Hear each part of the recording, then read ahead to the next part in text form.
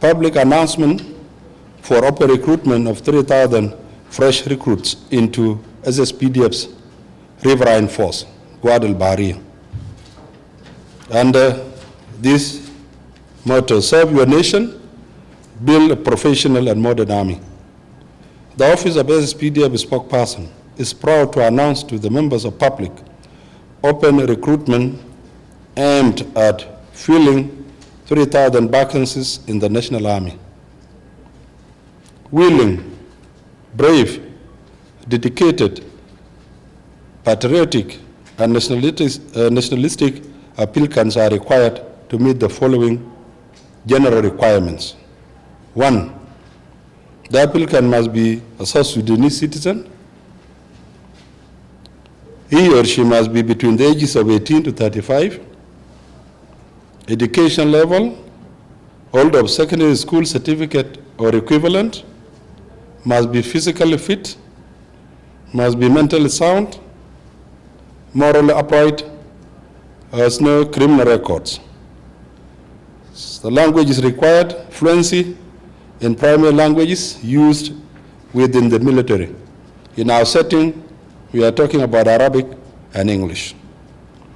A specific information, location of training, Alelo, Makal County, Upper Nile State.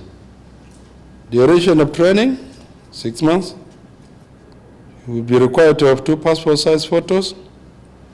Recruits to report to SSPDF's states, divisional and administrative headquarters. The recruitment commences tomorrow because we are making the announcement today, and it will run for a period of 2 weeks. Then the allocation of the fresh recruits.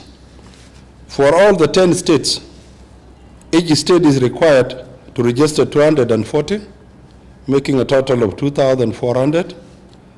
We have 3 administrative areas, 200 to be recruited each, making a total of 3,000. Second announcement, public announcement for open recruitment of 1,000 to join SSPDF Peacekeeping Force. Serve your nation and be part of 120 countries contributing troops to the United Nations peacekeeping missions. Once again, the Office of SSPDF spokesperson urged the pressure to announce to the public open recruitment of 1,000 vacancies in the National Army. Willing applicants are required to meet the following general requirements, similar to the previous ones. This time around, on specific information, location of training will be Wuliet, west of Juba Town, Juba County of Central Equatorial State. Once again, the duration of training will be for 6 months. That's the basic training, which will be done by SSPDF. The feeding of recruits will be responsibility of SSPDF Chief of Defense Forces. Again, once you are reporting, you will be required to provide 2 colored passport-size photos. Again, recruits to report to the 10 states, especially the headquarters of each division, and to the headquarters of SSPDF in the 3 administrative areas. Again, recruitment commences tomorrow because we are making the announcement today, and the allocation of numbers per 10 states is as follows. 10 states, 80 each, making a total of 800. The 3 administrative areas, 50 each, making 150. And the reserve vacancies for 50 will be handled by JVMM headquarters here. So the total is 1,000. So we have made an announcement of recruitment of 4,000 in the respective units indicated. Item number 3, which is announcement of the arrival of forces and commencements of voluntary and forceful disarmament of armed youth in Warrap State and Mayom County of Unity State. In line and immediate enforcement of presidential decree on declaration of a state of emergency for 6 months in Warrap State and Mayom County of Unity State, SSPDF Command would like to announce the arrival of forces tasked with responsibility of conducting 2 types of disarmament. Disarmament number 1, voluntary disarmament. All armed youth in Warrap State and Mayom County of Unity State are given a grace period of 1 week to voluntarily start handing over their weapons to civil authority and SSPDF forces conducting the disarmament. 2, forceful disarmament. Upon the expiry or upon the elapse of 1 week that has been given as a grace period, SSPDF forces will launch coordinated and simultaneous forceful recruitment exercises in Warrap and Mayom County.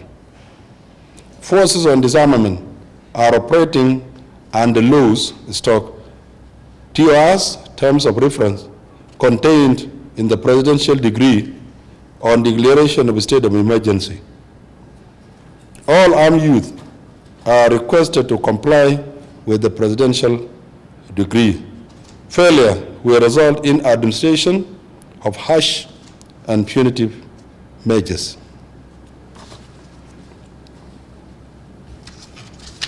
This is the last one that I'm reading.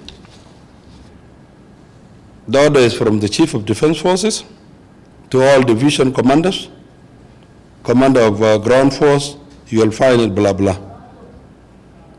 It is an order on demolition of reestablished checkpoints. After a while, it came to our attention that after the initial orders were given on comprehensive removal of checkpoints along all the major roads in the Republic of South Sudan, it has come to our attention and notice that some checkpoints have been re-erected, they have been reestablished, and fresh orders have been issued for these reestablished checkpoints to be once again brought down, and those who are responsible for erecting them should be brought to book. So it goes, those commanders in the following routes, they are directed to remove all the checkpoints along the routes of Division 3. Division 3 is in northern Bahar Ghazal, Division 5 in western Bahar Ghazal, Division 11, and Division 12. Division 11, it's in Warrap State. Division 12, it is in Lake State. So these new directives on the need for checkpoints that have been established to be demolished once again is covering the entire of Greater Bahar Ghazal region. Greater Bahar Ghazal region has 4 states, and each state has a division. So all those routes that are experiencing re-emergence of checkpoints will be subjected to a new order, and the commencement starts as of now. We have the forces that are in charge of those states, so it is a matter of them being ordered to do their work once again, because we do not want it to come to get demolished, then they reestablish them. The disarmament, we are forced to do it in the best interest of the local population.